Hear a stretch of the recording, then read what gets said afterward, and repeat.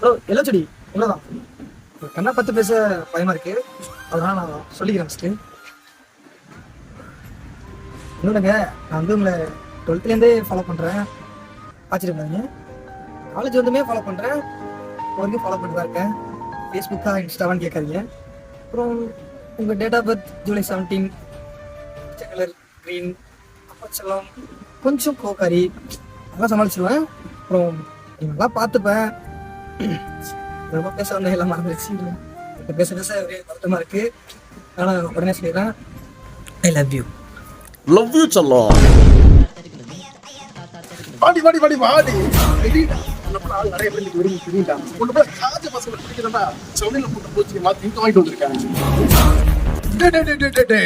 நீ லவ் சொல்ல பிரச்சனை நீ சொல்லியா தெரியுமா?